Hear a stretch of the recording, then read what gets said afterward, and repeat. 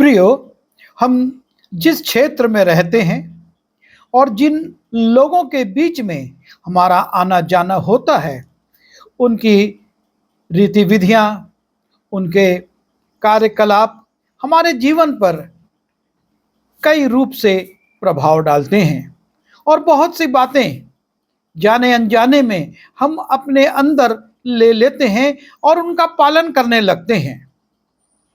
हम उस पर ये नहीं सोचते कि ये हमारे आत्मिक जीवन के लिए हानिप्रद हो सकती हैं, पर हम उनको एक सामान्य रूप से लेकर अपने जीवन में उसका पालन करने लगते, उन रीति विधियों को अपनाने लगते हैं। जब हम व्यवस्था विवरण उसके 18वें अध्याय के 14वें पद में जाते हैं और वहां पर परमेश्वर का दास मूसा इस्राएलियों को एक चेतावनी देता है। वो यर्दन के पार कनान देश में जाएं, उसके पहले वो उनसे कहता है, वे जातियां जिनका अधिकारी तू होने पर है, शुभ अशुभ मुहूर्तों को मानने वाली और भावी कहने वालों की सुनने वाली हैं, परंतु तुझको तेरे परमेश्वर यहोवा ने ऐसा करने नहीं दिया।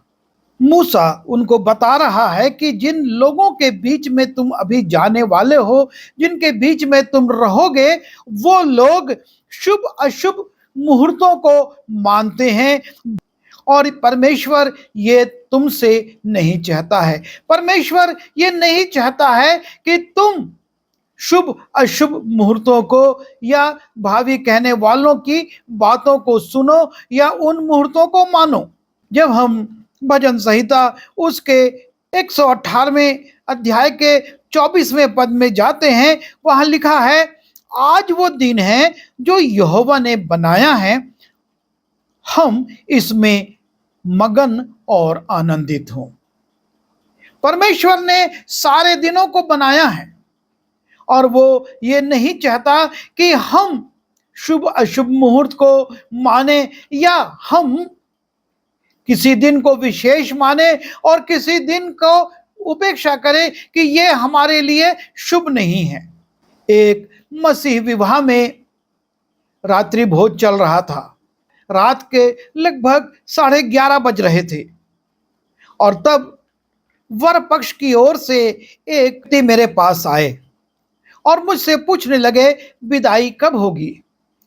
मैंने कहा, आप दोनों पक्ष बात कर लीजिए, हम तो यहां बैठे हैं, विदाई हो जाएगी। वो कहने लगे, देखिए 12 बजे से पहले विदाई दे दीजिए, क्योंकि हम शनिवार को विदाई नहीं लेंगे और यदि 12 बज जाएगा तो फिर हम सीधा इतवार को विदाई लेंगे। मैंने उनसे कहा, आप यहां पर वधू के माता पिता बैठे हैं, उनसे बातचीत कर लीजिए और विदाई के लिए तैयारी कर लीजिए।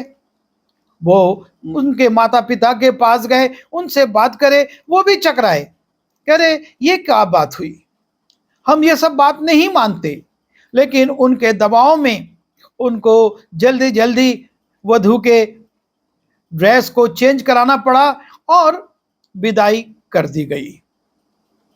जब विदाई हो गई तो वो बड़े खुश हुए, क्योंकि उस समय 12 नहीं बजा था और वो आए और मुझसे बोले, धन्यवाद, समय पर विदाई हो गई। मैंने उनसे पूछा कि आप लोग को अभी कितना समय लगेगा अपने घर पहुंचने में? उन्होंने कहा, रात्रि का समय है, रास्ता तो साफ मिलेगा, फिर भी 4 घंटे तो लग जाएंगे और हम सुबह होने तक अपने घर पहुंच जाएंगे और उसके बाद उसी दिन हमको एट होम भी करना है। मैंने पूछा कि विदाई तो आपने शनिवार को नहीं ली, आप शुक्रवार की रात्रि के 12 बजे से पहले विदाई लेने के लिए तैयारी कराते रहे, पर नई बहू को अपने घर में शनिवार को आप प्रवेश कराएंगे, वो आयोजन भी उसी दिन आपके यहाँ होगा। वो कोई उत्तर नहीं दे सके। एक काम हम एक दिन कर सकते हैं, लेकिन दूसरे दिन उस काम को नहीं कर सकते। ये अपने आप में एक विचित्र बात है। और जैसा हम गाते हैं, आज वो दिन है जो यहोवा ने बनाया है, और हर दिन यहोवा ने बनाया है, और हम इस कोरस को बहुत गाते हैं। लेकिन जब पालन करने की बात आती है, हम कहते हैं कि इस दिन हम ये काम नहीं करेंगे, उस दिन हम वो काम नहीं करेंगे, ये ठीक नहीं है, और इस प्रकार की तर्क वितर्क हम देते हैं, जिसका बाइबल सम्मत कोई भी जवाब नहीं है।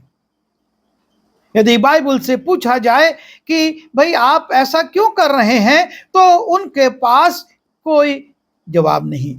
वो यही कहेंगे, नहीं, ये हमारे यहाँ पीढ़ियों से चला आ रहा है, हमारे आसपास के क्षेत्र में यही है, और इसलिए हम ये कर रहे हैं। एक और हमारे बीच में धारणा है, और भारत में तो थोड़ा इसका प्रभाव कम है, पर विदेश में है। और एक बहुमंजिल इमारत को मैं देख रहा था, और उसमें 12 मंजिल के बाद सीधा 14वीं मंजिल थी। और मैं चकराया कि ऐसा कैसे, 13वीं मंजिल कहां चली गई। और तब काउंटर पर बैठे व्यक्ति ने कहा, यहां पर 13 अंक शुभ नहीं मानते हैं, और इसलिए हमने 12 के बाद अपने इस रिसोर्ट में 14वीं मंजिल रख दी है। हम 13वीं मंजिल में हमारे जो ग्राहक हैं वो रुकना नहीं चाहते, और इसलिए हमने 13वीं मंजिल नहीं रखी है। और ना हम अपने रिसोर्ट में 13 नंबर का कमरा रखते हैं। 12 के बाद 12A होता है, और उसके बाद 14वां कमरा आ जाता है। मैंने कहा कि ये तो बड़ा विचित्र है। उसने कहा, नहीं, ये हमारे क्षेत्र में, हमारे देश में इस बात की बड़ी मान्यता है। और आप देखिए, कई वर्ष पहले की बात वो बताने लगे कि जब चंद्रयान जा रहे थे, और अपोलो 13 जो था, अपोलो 13 जो था, और वो असफल हो गया, उसकी लॉन्चिंग असफल हो गई, और उसमें जो अंतरिक्ष यात्री थे वो भी जल मरे। कईयों ने उस समय कहा था कि अपोलो को 13वां नंबर ना दिया जाए, 12 के बाद 12A या 14 नंबर दिया जाए, पर वैज्ञानिक नहीं माने, और उन्होंने अपोलो 13 रखा, और देखिए कैसे वो असफल हो गया। एक विचित्र सा तर्क करके वो अपनी बात को रखते हैं, लेकिन हम जानते हैं कि इन अंकों में कुछ नहीं है। यदि हम बाइबल पढ़ें, पुराने नियम में 22 ऐसी पुस्तकें हैं जिसमें 13 अध्याय या 13 अध्याय से ज्यादा हैं, उसमें 13वां अध्याय पाया जाता है। और नए नियम में 10 ऐसी पुस्तकें हैं जिसमें 13 अध्याय या 13वें अध्याय के आगे भी अध्याय पाए जाते हैं। और तब क्या हम 13वें अध्याय को ना पढ़ें? हमारा सबसे प्रिय अध्याय तो पहला कुरिन्थी उसका 13वां अध्याय है, जिसमें प्रेम के ऊपर पौलुस शिक्षा देता है, प्रेम के महत्व को बताता है, और वो है पहला कुरिन्थी 13। यदि हम पदों की बात करें तो गिनना मुश्किल हो जाएगा। हर अध्याय में 13वें पद हैं, क्या वो छोड़ दिए जाएं? पर इस तर्क को कोई ध्यान नहीं देता। वो आज भी इस बात को मानते हैं कि 13 अंक उनके लिए अच्छा नहीं है, और वो उस 13वें अंक को छोड़ देते हैं, उसकी मंजिल नहीं बनाते हैं, और ना उस नाम के नंबर के घर होते हैं, और ना उस नंबर के कमरे बनाए जाते हैं। तीसरी बात हम देखते हैं, जैसा कि मूसा ने भी कहा कि वो लोग शुभ अशुभ मुहूर्त को मानते हैं। कनान में जो लोग थे वो शुभ अशुभ मुहूर्त मानते थे, और परमेश्वर ये नहीं चाहता है कि आप और मैं शुभ और अशुभ मुहूर्त माने। जब भी हम कार्य करते हैं, हमको परमेश्वर से अगुवाई लेना है और परमेश्वर से अगुवाई लेकर अपने काम को प्रारंभ करना है। हमको ये नहीं सोचना है कि ये कौन-सा मुहूर्त है। मैं एक प्रिय को जानता हूँ, जिनका नया घर बनकर कई महीनों से बंद पड़ा है और वो एक महँगे किराए के मकान में रह रहे हैं। मैंने पूछा, आप अपने घर में क्यों शिफ्ट नहीं हो रहे हैं? आप अपने घर में जो नया बनाया है, उसमें क्यों शिफ्ट नहीं हो रहे हैं? और उन्होंने कहा कि उसमें अभी शुभ मुहूर्त नहीं मिला है। जब शुभ मुहूर्त होगा, तब हम उस घर में जाएंगे। सब कुछ तैयार हो गया था, सब कुछ अच्छा है, लेकिन वो इंतजार कर रहे थे शुभ मुहूर्त का। और मैंने उनसे पूछा कि क्या आप सब काम मुहूर्त पर करते हैं? बोले, हाँ, हम हर एक काम को, चाहे शादी ब्याह हो, चाहे हमारे त्योहार हो, और उसमें भी जो रीति विधियां होती हैं, उनके लिए भी मुहूर्त होते हैं। तब मैंने पूछा, आप हर काम मुहूर्त पर करते हैं, मुहूर्त देखकर करते हैं, लेकिन जो बच्चा आपके घर में जन्म लेता है, वो किस मुहूर्त में पैदा होता है? प्रसव पीड़ा स्त्री को उठती है और तब आप क्या डॉक्टर से ये कह सकते हैं या दाई से ये कह सकते हैं कि अभी प्रसव नहीं करवाएंगे क्योंकि सही मुहूर्त नहीं है? और ठीक उसी प्रकार से मृत्यु भी मुहूर्त नहीं देखती। किसी भी क्षण वो आ जाती है और आप उसको स्वीकार करते हैं।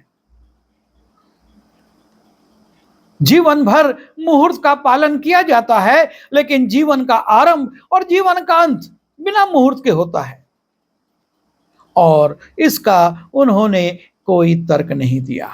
कई बार ऐसा होता है कि हम अपने किसी काम में असफल हो जाते हैं और तब हम ये सोचने लगते हैं कि ये गलत मुहूर्त में काम कर दिया गया और इसलिए असफल हो गए। पर सच्चाई ये है कि हमको उस बात के मूल में जाना है कि ये काम असफल क्यों हुआ, हम कहां पर चूक गए, कौन सी भूल हमने कर दी और इसलिए हमारा ये काम असफल हुआ। समय और बेसमय की बात नहीं है, ये हमारे काम करने के तरीके पर, हमारे काम के ढंग पर और या तरीका हमने अपनाया है, उस पर निर्भर करता है कि वो काम सफल होगा या नहीं। समय पर यह निर्भर नहीं है, ये हमारे प्रयास के ऊपर है कि हमने उसके पीछे कैसा प्रयास किया, कैसी शक्ति लगाई, कैसी योजना बनाई और किस रीति से उसको हम कर रहे थे। और तब जब हम अपनी कमजोरी को पहचानेंगे और उसको सुधारेंगे, तो हमारा वो कार्य निश्चित रूप से किसी भी समय किया जाए सफल होगा, उसमें हम असफल नहीं होंगे। उसमें समय की भूमिका नहीं, हमारे समर्पण की, हमारे करने की भूमिका है कि हम उसे कैसा कर रहे हैं। परमेश्वर ये चाहता है कि हम ऐसे व्यर्थ बातों से अपने आप को अलग रखें।